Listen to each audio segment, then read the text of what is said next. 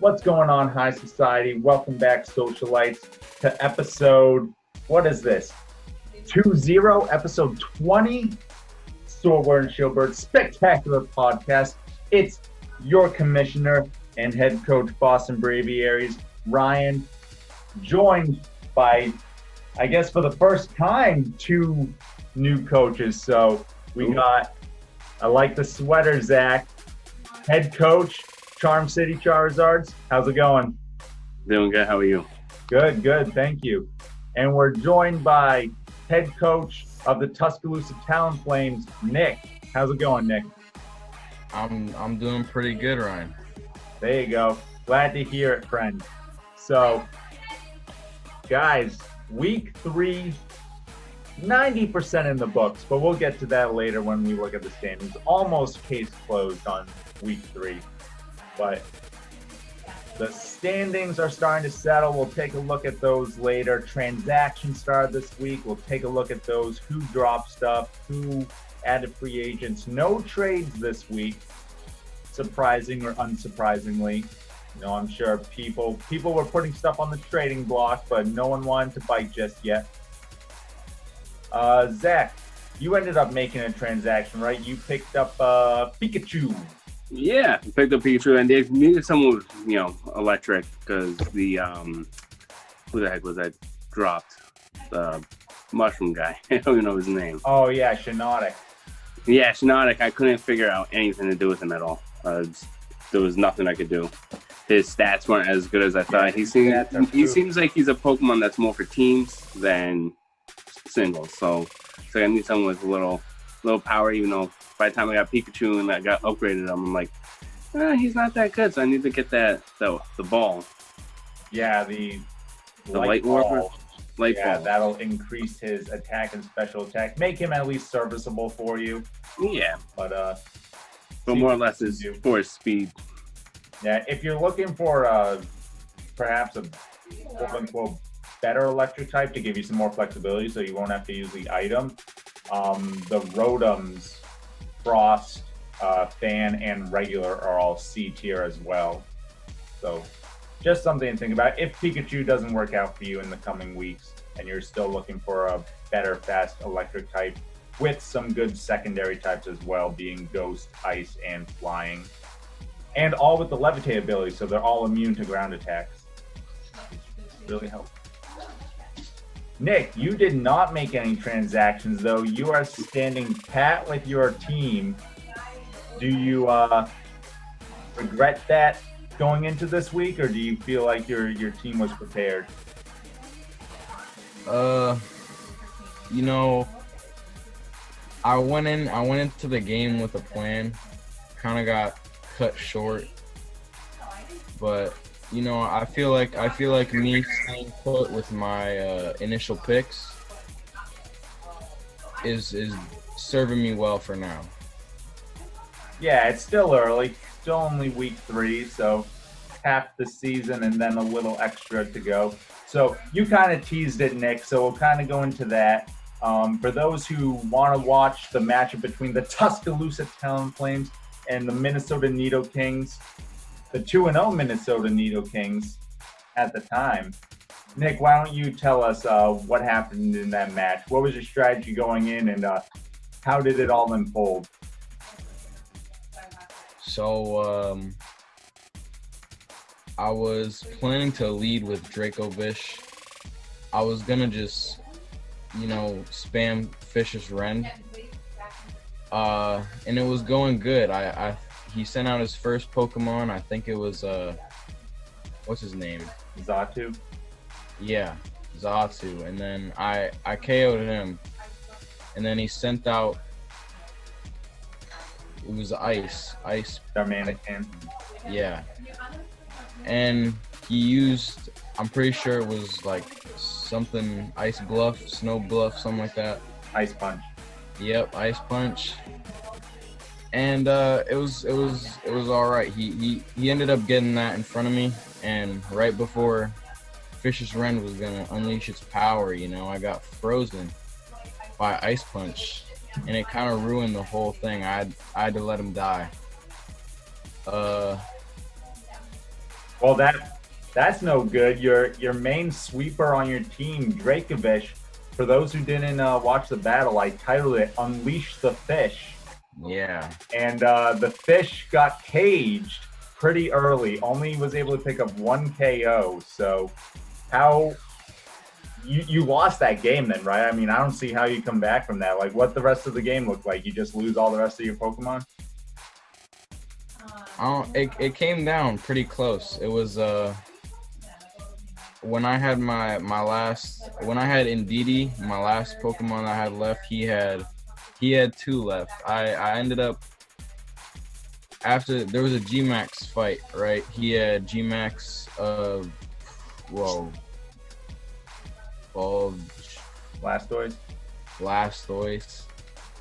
I'm sorry, I'm bad with the names.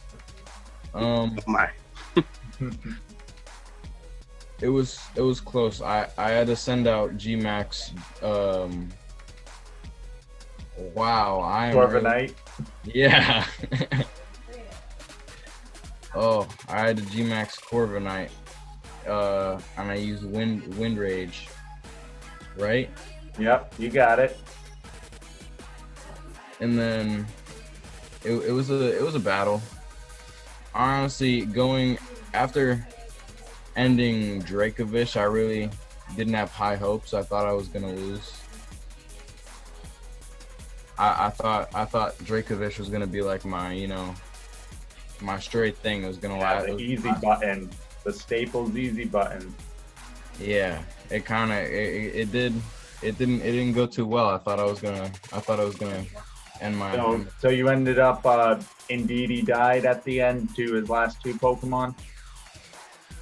Oh, okay. So after, I'm pretty sure the Pokemon that I killed, the second to last one, he was real low. I hit him with Mystical Fire. Wasn't very effective, but it still killed him. And he sent his last Pokemon out. It was Bisharp. And I used Mystical Fire again, and it was 1 hit. It was very lucky on my part, coming down to a 1v1 after losing with my initial strategy.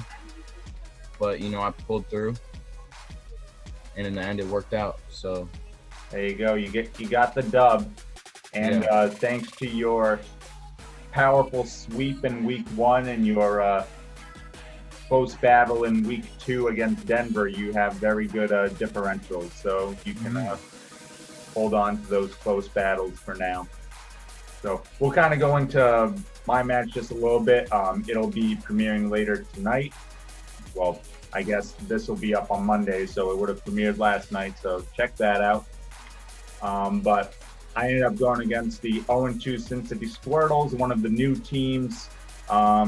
And I'll be honest, I kind of underestimated him a little bit. I was like, I'll bring some fun, quirky Pokemon that are on my team, the Sinister Six. For those who didn't watch the battle, I brought Zoroark and Lycanroc, a couple Pokemon that I hadn't used yet this season. And I was like, I'll do some funny things. I'll send in Zoroark. He won't know what type it is, and I'll trick him. And I did get him a couple times, like on switch-ins and like different stuff. But honestly, the battle was very close. I ended up having 3 Pokemon left at the end, but 2 of them were at like 10 or less health. So they were like bleeding, ready to die. And his Charizard was powered up at the end because it got to Gigantamax. It had +1 speed and something else going on, I forget. But it could have killed them easily.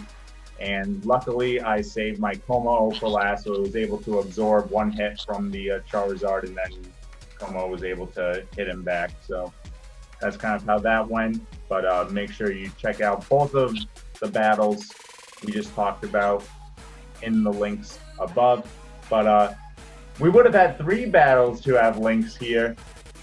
But I gave Zach some wrong information when I linked him my capture card this week. Zach, red means record, blue means idle.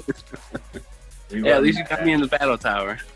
That's right. Yes, Maybe I should just post that, just like having be a straight like hour-long vid, like Charm City Charizard takes on the Battle Tower for an hour.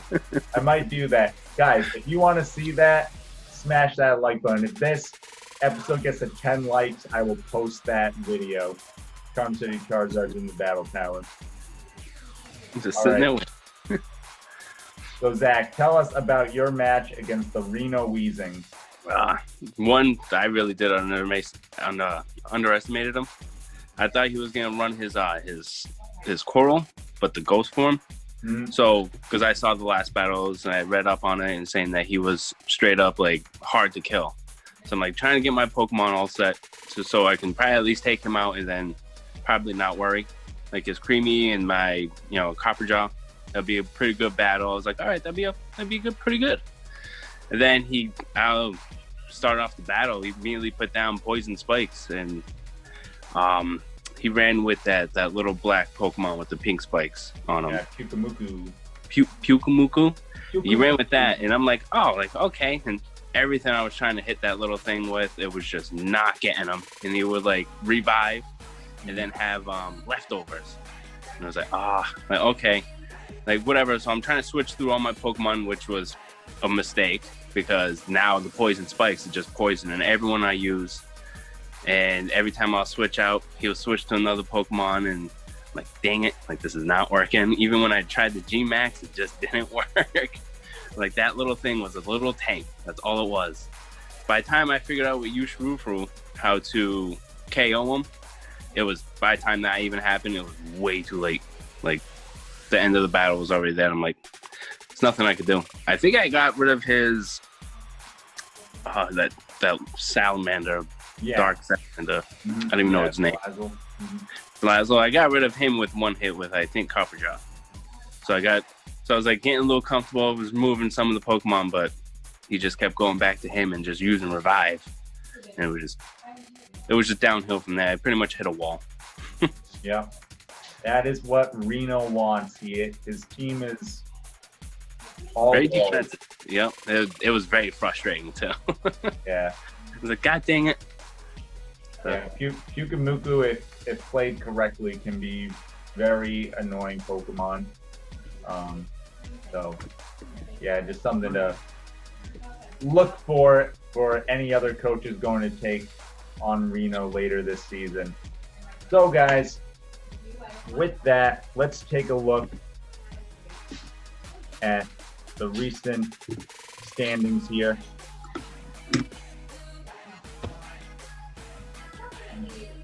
Click on things, that would help.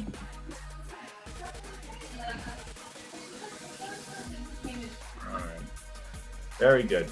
All right, so standings after week 3, we got the 2-time your Boston Braviaries still number 1, 3-0 with a 12-point differential. The other 3-0 team under the same roof, the Denver Ninetales, 3-0 with a 10-point differential. Then we see third place. They lost this week, but still have a very nice differential. 2-1, Minnesota Needle Kings, 6 points. Tuscaloosa moves up to fourth place, 2-1 with 5 points. Vero Beach Volcaronas also lose this week, and they lose pretty big, but they had such a high differential. They're still able to stay positive. 2-1 with 2 points. Then we got a 3-way tie for 6th place. There you are, Zach. 2-1. Your new arch enemy, the Reno Weezings, also 2-1. And PSG, Paris Saint-Germain, after being swept by ya boy, he's crawling back up in the standings, 2-1. All of you with -1 differential point. Then we got a tie for 9th place. This is interesting. Both of them have 2 points, so they're in the positive, but they stand at 1 and 2. So very close games for them all season, and their wins, they were able to get those points there. Then we see 11th place, Seattle's Shiny Sylveon, 1 and 2, -4 points. LA Kinglers get their first win of the season this week, 1 and 2, -5 points. This is what I was saying when I said week 3 isn't quite done. We have Mighty Psyducks and Worcester Delibirds still need to play. They will be playing on Monday after this podcast comes up. And we'll have to see if Worcester will stay in the 0-3 dungeon or move up 1-2 along with the Mighty Psyducks. Then rounding out, we got Sin City Squirrels 0-3 -9 and Slateport City Stabilized 0-3 -12. So guys, predictions for the last game of week 3. Zach, you're putting money down. You're putting next week's paycheck down. All that vacation time you just spent. Well, does Juan go 0-3 or can he beat Ollie? If Delibirds don't use Delibird, I'm pretty sure he's got a pretty good chance. The Mighty Psyducks, I haven't really seen what they're running with yet because he wasn't up in my lineup for the first all the battles, so I don't really know who he's running with. But I would say my bet's on my boy Juan. There you go. Nick, what do you think? Delibird's gonna get a win? Delibirds deliver? I don't know. Like Zach said, I haven't really looked into what their team lineup is either, so I'm not really sure. But you know, my boy Juan. You ever even met Juan? Yeah, boy. I definitely have. Wait, is it a different one? There's only one. There can be only one. Damn, he was the chosen one. The one and only. How many jokes do you have? I'm a dad now. They never stop. I see. He's gotta learn. That's right. All right, guys. So there we have the current standings. Actually, while we have that up there, why don't we just take a quick look at the schedule for next week, just so we can take a look. Boston will be taking on Dripvale City Dragapults. There we go, Zach. Taking next week, he's not my boy. There you go. So he better get his win this week because you're not giving it to him next week. Denver's going on against Seattle. LA and Sin City. I think that'll be a good game. I think Sin City showed me some stuff, so I think that'll be a good game. Psyducks and Reno. Zach, having just played Reno, do you think Ali has what it takes to break through those walls? Hopefully he does, but like I said earlier, I might have to give him some tips. Although whenever I give him tips, he never listens to me. He's like, yeah, or he does it like at the end of the battle, and I'm like, no, you were supposed to do this from the beginning. It doesn't have the same impact now. All right, we got Minnesota versus Montreal. PSG taking on the Slateport City Stabilized.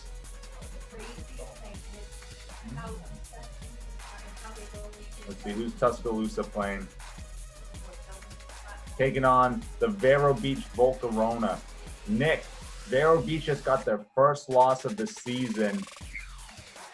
Do you take them as a threat? I mean, their first loss of the season? Yeah, it came this week against Montreal. No. Wow. Not a threat. Not a threat, he says. You know, I honestly, I took Katie. I took Katie as a threat, and seeing I'm not gonna say I did bad in that game because it came down real close. So I don't know. I guess I'll do research into them and I'll see what I can do. But honestly, they're not too intimidating as of right now. Hashtag no competition. That is the Tuscaloosa motto. As Jack would say, welcome to the show. Welcome to the show. All right, get your tickets, boys. Yep. All right, now let's just rattle off some transactions that we had. We kind of talked about a couple here. So we had the Montreal Milotics. They do a S tier change. They drop Aegislash and pick up Urshifu Rapid Strike, which they're looking for a little not that Aegislash isn't offensive, but they were using it more as like a pivot. So they wanted to go really offensive because all their games had been so close and they felt like they were missing that oomph. And I mean, they won with 4 Pokemon remaining against an undefeated team. So I guess that oomph really helped Urshifu Rapid Strike. As we said before, Charm City Charizard, Zach, you added Pikachu and dropped Shiinotic. Boston Braviaries, we add the Kingpin Slow King and drop Electro the Rotom for now. Looking for something a little bit extra in bulk to help us pivot. I also liked having a Psychic type. Now I have a Fighting Dark Psychic sort of like triangle there. So I think Rotom in a different form might be joining the Sinister Six again, though. Hint, hint, wink, wink. We got the Driftvale City Dragapults. They added Golurk after dropping Orbeetle. The Minnesota Nidokings added Terrakion and dropping Mandibuzz. They're also going very offensive.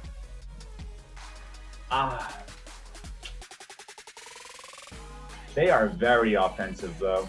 Very offensive. I like having at least a couple guys to kind of switch in and out to gain leverage. And I think Mandibuzz is one of those that you can switch in and out over and over again. Like you can have Overcoat so the weather doesn't affect it. You can put boots on so hazards don't affect it. And then you get Roost, you get Foul Play, you get U-Turn, you get Defog. Like just very nice. But I wouldn't be surprised if somebody else is missing some bulk if Mandibuzz gets picked up there. It's a very good Pokemon. Zach, you brought this up before, but Reno Weezings, they added Salazzle and dropped Jellicent. Vero Beach Volcaronas added Boltund and dropped Dusknoir. The Denver Ninetales added Drifblim and dropped Mawile. I really like that pickup. Drifblim has a lot of immunities. Makes it very good, very bulky. And the LA Kinglers added Shiftry and dropped Persian. Kinglers got a little sub-fire sun package there with Ninetales. Shiftry now as a chlorophyll user. The sun obviously able to help G-Max Colossal with its fire type attacks.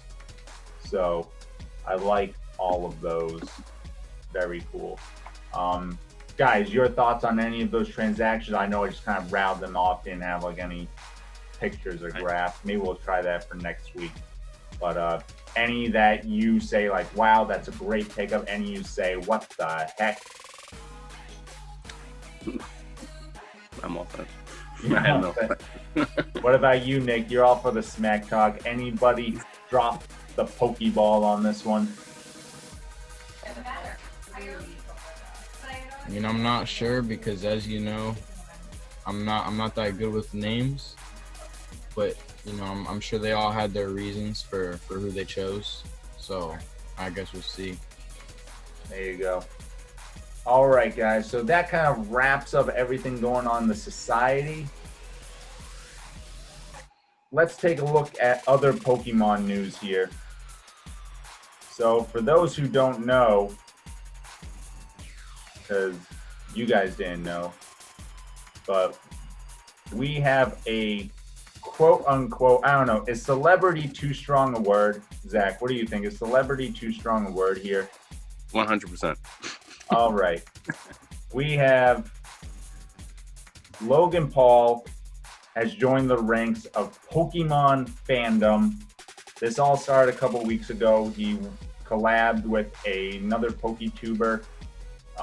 Got into like the TCG kind of stuff, grading all the money, you know, like we all know first edition foil Charizard goes for like $200,000 or whatever it is, right?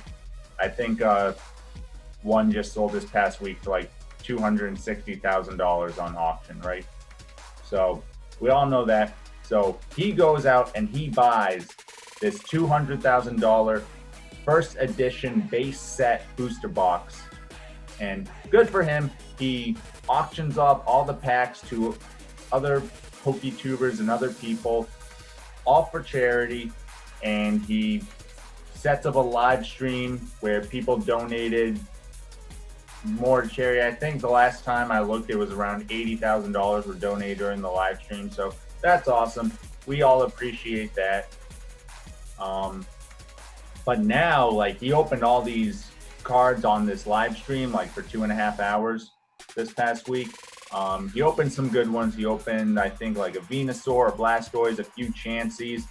There's different Pikachus and Charmander Squirrels that are all worth like a couple grand and all that. And he got one Charizard, which I think was priced for, according to this, $85,000. Pulled a Shadowless Charizard. So I don't know all the ins and outs of that, but still, right? He probably made his money back in card value. Obviously, other people got these cards, but very interesting to watch. And now it's kind of created this boom, right? It's this other market that's being exposed to the TCG and therefore the video game, and therefore the movies, and therefore the show, and yada, yada, yada. So, Zach, I guess the question people have is, do you think this is good or bad for the game? I actually would think it's actually pretty good. I don't really care for Logan Paul myself, but I think what he's doing could bring more people to the side of, Pokemon and everything like that, because I know he has a big following and whatnot. So I think it's pretty good. Yeah, Nick, what do you think? Plus or minus to have the Paul squad on Team Pokemon? Honestly, I mean, props to him for doing like the charity and all that, but I feel like his community is more not so focused on the community that grew up on Pokemon, like I'm sure we were all introduced, or at least I was, because you grew up with it, but having you as a brother and Jack, I was introduced to this at a very young age. So I don't know, the generation of people that follow that guy, I don't know, I just feel like it won't really fit, but I don't know. Now, I'll take it back to some real world examples here, because I follow like a lot of different games. So in Magic a couple of years ago, like, we all know Ben Shapiro, right? That like, don't call Logan Paul an a-hole if you can't call Ben Shapiro an a-hole. But Ben Shapiro got into buying really expensive Magic cards, and he was buying like all these expensive Magic cards, and there was a whole thing where it was like, oh shit, Ben Shapiro and all these millionaires are going to start buying up these cards and, crash the market or inflate the market or whatever. And honestly, it was just like in the news cycle for a couple weeks, and then it went away. So I think this will probably be something similar. Obviously, like, I haven't talked to Logan Paul in a hot minute, so I don't know exactly how interested he is in all this, or if it was just like a flash in the pan, like, hey, this is a cool thing, let me, kind of like show it off or whatever. Like, I don't know his true intentions. He won't return my calls. Logan, I miss you. All right, but anyway, that's that Poke news. And last thing before we sign off, guys, look at that sub number. We're so close to 100. I believe, and we got a lot of stuff in the works here, so I know we're going to break it by the end of this year. Like, that's a far gone conclusion. You can all unsub right now, and I'll get those subs back because I got so much stuff going on. But I believe that I can get it by the end of the month. But I believe I can get it this week. And guys, if we can get Sordward and Shielbert Spectacular Skirmish Society to 100 subs, whether it's this week, whether it's this month, whenever, we got an awesome giveaway planned. You're not going to believe it, but you got to hit that 100 subs to see what we're giving out.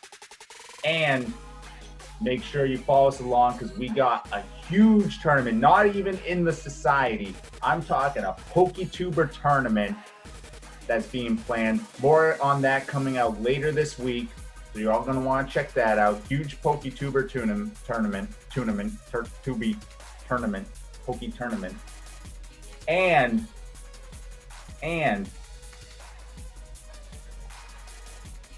I still got these bad boys to open. And you know what's in these bad boys just waiting for me is that Rainbow Rare Charizard. 5 Benjamins just waiting there for me. And guys, this is my verbal agreement to you. If I open that Rainbow Rare Charizard in one of those boxes, we are going to have a 24-hour live stream, and we are going to raise money for charity. And guys, I'm not going to set the goal right now because it all depends. But we are going to rip Cancer a new one. And if we reach our goal, I'm going to rip that Rainbow Rare Charizard live on the stream. So if you guys want to see a $500 card get pulled, you're going to have to watch me open the rest of these. And then if you want to see it get ripped after I pull it, you're going to have to watch the 24-hour live stream, all for charity. Any last words, guys? All right, they're speechless. So are you. I'm not, as always. Stay classy, society.